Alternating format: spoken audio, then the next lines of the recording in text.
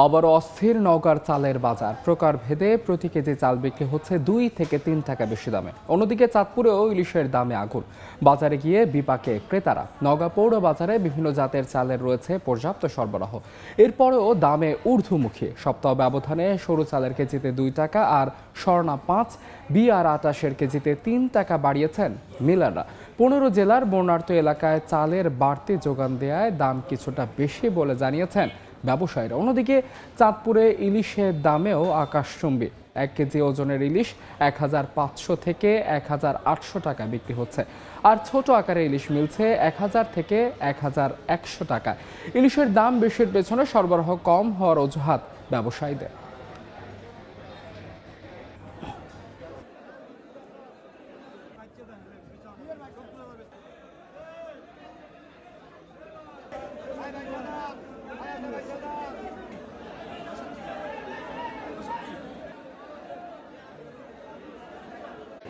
পাইকারি ও খুচরা বাজারের আরো খবর জানাতে নওগাঁ শহরের পৌর বাজার আছেন রিপোর্টার MR রকি। এছাড়া চাঁদপুরের বড় স্টেশন এলাকায় ফারুক আহমেদ এবং রাজধানীর কারওয়ান বাজারে আছেন ফরহাদুর রহমান। সরাসরি শুরুতেই যাচ্ছি রকির কাছে। রকি, মোটা এবং সরু এই দুই ধরনের চালের দরেরই কিন্তু প্রভাব আমরা দেখছিলাম চলতি সপ্তাহে। বিশেষ করে মোটা চাল স্বর্ণা 5, নাজির এই জাতীয় চালের বাজারে প্রতি কেজিতে কিন্তু 2 থেকে 3 টাকা পর্যন্ত বাড়ানো হয়েছে। অন্যদিকে সরু যে চালগুলো রয়েছে কাটারি, জিরা শাল, এই চালগুলো প্রকারভেদে 2 টাকা পর্যন্ত বাড়তি আমরা দেখছিলাম নওগাঁর এই পাইকারি এবং খুচরা বাজারে। তবে মোটা চালের চাহিদাটা বাড়ার কথা বলা হচ্ছে। মোটা চাল ত্রাণ সহযোগিতার জন্য বন্যার্ত এলাকায় অনেকে এখান থেকে সংগ্রহ করছেন।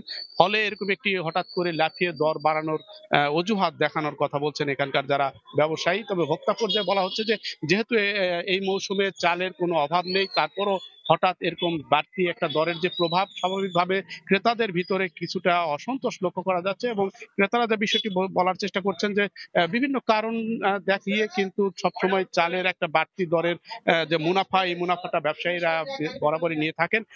ঠিক একই অবস্থায় এই চলতি সপ্তাহে যে বিষয়টি, নওগাঁ একটা আসলে ধানের বড় এরিয়া এবং এই এরিয়ায় এবার বিগত বুড়ো মৌসুমে যে পরিমাণ ধান উৎপাদিত হয়েছে, যেখান থেকে প্রায় 8.5 বা 9 লাখ মেট্রিক টন চাল এসেছিল। এবং পরের ধাপে কিন্তু এই চলতি মাসেই আবার রোপা আউশের ধান উঠেছে এবং এই ধানগুলো কিন্তু ইতিমধ্যে হাটে সরবরাহ বেড়েছে এবং হাটগুলোতে পর্যাপ্ত পরিমাণে ধান আসছে। অর্থাৎ ধান এবং চালের কিন্তু এই মুহূর্তে কোনো সংকট নেই। তারপরও যে অজুহাতগুলো বা যে কারণগুলো ব্যবসায়ীরা দেখানোর চেষ্টা করছেন তা হলো যে হঠাৎ করে বন্যার্ত এলাকায় বাড়তি একটা চালের যোগান যাচ্ছে এবং এই বাড়তি যোগানের কারণে মোটা চালের চাহিদাটা বেড়েছে। ফলে এই বাড়তি একটা দর তারা এখানে হাঁকছেন এবং বাড়তি দরের জায়গাটা কিন্তু বস্তা প্রতি 150 থেকে 200 টাকা পর্যন্ত মোটা চাল, সরু যে চালগুলো রয়েছে কাটারি, জিরা, নাজির এই চালগুলো প্রকারভেদে বস্তা প্রতি 100 থেকে 120 টাকা পর্যন্ত বাড়ানো হয়েছে। এবং বাড়তি দরের প্রভাবটা কিন্তু পরোক্ষভাবে খুচরা বাজারও আমরা দেখছিলাম। বাজারে কিন্তু 2 টাকা থেকে 2.5 টাকা, 3 টাকা পর্যন্ত। এবং নওগাঁর ব্যবসায়ীদের সমিতির পক্ষ থেকে যে বিষয়টি বলা হয়েছে, এই মুহূর্তে মোটা যে চালগুলো রয়েছে এই চাল বা ধান এই সময় অনেকটা ঘাটতি থাকার কারণে কিন্তু এই যে বাড়তি চাহিদাটার প্রভাব স্বাভাবিকভাবে বাজারে তারা ফেলছেন। এবং মোটা চালগুলো এই মুহূর্তে কিন্তু বিগত বুড়ো মৌসুমের চাল এবং বুড়ো মৌসুমের ধান হাটে তারা কম পাচ্ছেন এবং এই যার কারণে কিন্তু দরের জায়গাটা কিন্তু এখানে এই মুহূর্তে বেশি ভালো হচ্ছে। তো স্বাভাবিকভাবে বাড়তি এরকম একটি দর এখানে যারা ভোক্তা রয়েছেন, ক্রেতা রয়েছেন, তারা বাজার বলছেন যে কিছুটা খতিয়ে দেখা দরকার। কারণ মিল পর্যায়ে বিভিন্ন অজুহাতে সবসময় একটি দর বৃদ্ধির কারণ দেখিয়ে বাড়তি মুনাফা তারা নিয়ে থাকেন। আমরা আরো বাজার ব্যবস্থার খবর জানবো। আমাদের সহকর্মী রয়েছেন চাঁদপুরে ফারুক, সেখানকার সার্বিক চালের বাজার ব্যবস্থার কথা জানাবেন। চাঁদপুরের সবচেয়ে বড় যে পাইকারি মাছের বাজার, বড় স্টেশন, সেখানে এখন বেশ জমজমাট বলা যেতে পারে। যে ক্রেতা বিক্রেতার হাঁক ডাকে বাজারটি বেশ সরগরম হয়ে উঠেছে। তবে ইলিশের সরবরাহ যাই থাকুক, ক্রেতাদের প্রচণ্ড ভিড়, তার মধ্যে কিন্তু দরদাম কিন্তু অনেকটা চড়া। আমরা যদি বলতে পারি যে চাঁদপুরে আজকে যে পরিমাণ ইলিশ সরবরাহ হয়েছে বাজারে, সেই ইলিশের যেই কাটতি অর্থাৎ চাহিদা, সেটা ছিল একবারে ব্যাপক। অর্থাৎ এখানে ক্রেতারে শুধু যে খুচরা ক্রেতা তাই নয়, মূলত যে পাইকারি ক্রেতা আছেন তাদেরও কিন্তু অনেক ভিড়। এবং এই তাদের ভিড়ের একটা কারণ হলো যে দেশের বাইরে কিন্তু এই মুহূর্তে অর্থাৎ ভারতে ইলিশ রপ্তানি না হলে কিন্তু বাংলাদেশের বাজারে ব্যাপক চাহিদা রয়েছে। বিশেষ করে রাজধানী ঢাকা সহ যে আশপাশের এলাকাগুলো আছে, অন্যান্য জেলাগুলো আছে, সেখান থেকে মূলত চাঁদপুরের এই মোকাম থেকে ইলিশ সরবরাহ হয়ে থাকে। এবং এখানে যে শুধু পাইকাররা আসেন ইলিশ কিনতে তা নয়, খুচরা ক্রেতারাও আসেন। আমাকে অনেকে বলেছেন যে আসলে বাজারে প্রচুর ইলিশ আছে, কিন্তু দাম কিছুতেই নাগালের মধ্যে তাদের নেই। অর্থাৎ তারা যেই বাজেট, অর্থাৎ তাদের ইলিশ কেনার জন্য যেই পরিমাণ টাকা তারা বাজেট করেছেন, সেই বাজেটটা বলা যেতে পারে তাদের এখন ফেল করার অবস্থা। অর্থাৎ যে পরিমাণ ইলিশ তারা দেখছেন, আর তারা প্রথমে ভেবেছিলেন যে হয়তো দামটা একটু কম হবে। আসলে ইলিশের দামটা কমছে না, প্রতিনিয়তই বাড়ছে। আজ যদি আমি ইলিশের দরদাম বলি, তাহলে 1 কেজি ওজনের যে ইলিশগুলো আছে সেগুলো 1,500 টাকা, অর্থাৎ 1,500 টাকা।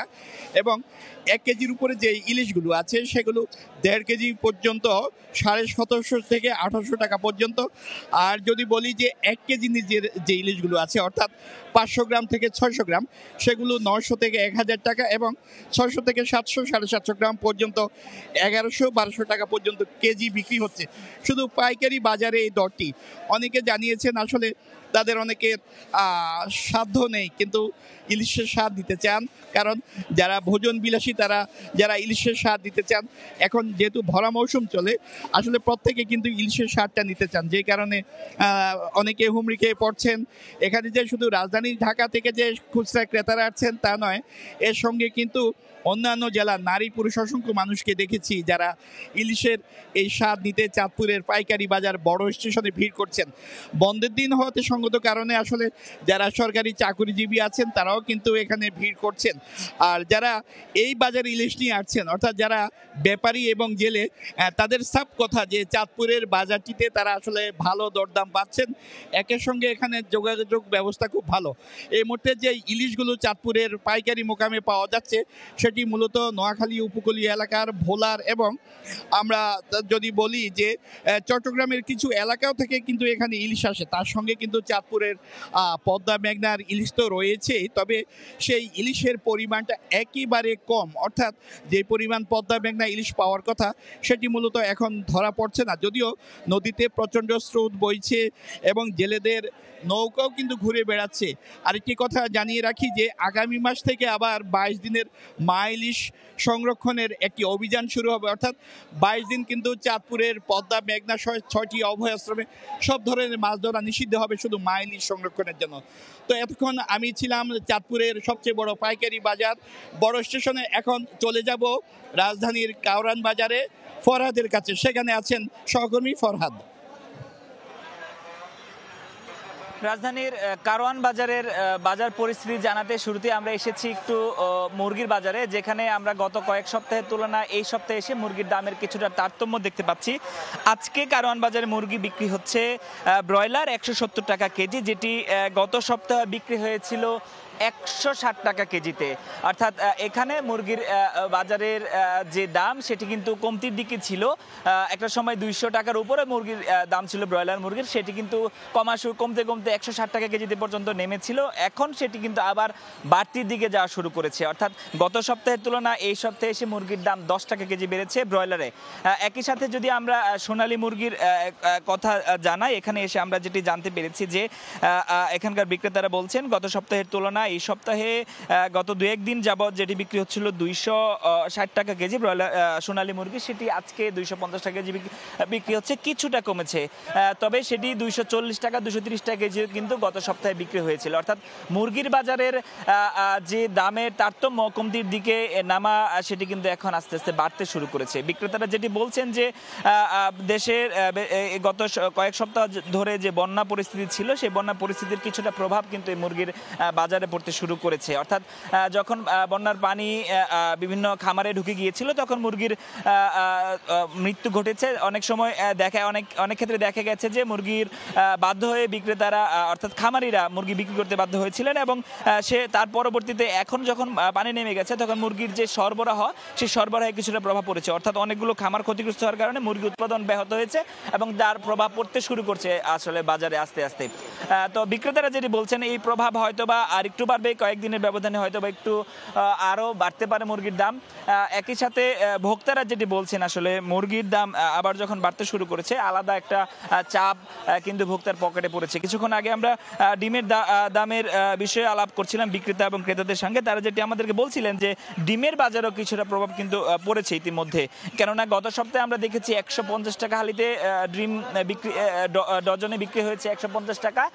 সেটি কিন্তু এখন এই সপ্তাহে এসে কারণ বাজার আমরা যেটি দেখেছি 155 টাকার উপরে বিক্রি হচ্ছে, অর্থাৎ 1 ডজন ডিম কিন্তু 155 টাকার কম কিন্তু পাওয়া যাচ্ছে না, যেটি আরও বাড়তে পারে। এবং একই সাথে খুচরা বাজারে রাজধানীর বিভিন্ন খুচরা এবং মুদি দোকানগুলোতে আমরা যেটি জেনেছি সেখানে 160 টাকার কমে কিন্তু ডিম বিক্রি হচ্ছে না, অর্থাৎ ডিম এবং মুরগির বাজারের আলাদাভাবে যে তারতম্য সেটি কিন্তু আস্তে আস্তে প্রভাব ফেলতে শুরু করছে বাড়তির দিকে। তো রাজধানীর কারওয়ান বাজার থেকে বাজারের সবশেষ পরিস্থিতি এই ছিল আমার কাছে। পাইকারি ও খুচরা বাজারের সবশেষ খবর জানতে সরাসরি যুক্ত ছিলাম রাজধানীর কারওয়ান বাজারে, তার আগে যুক্ত ছিলাম চাঁদপুরে এবং শুরুতে যুক্ত ছিলাম নওগাঁতে।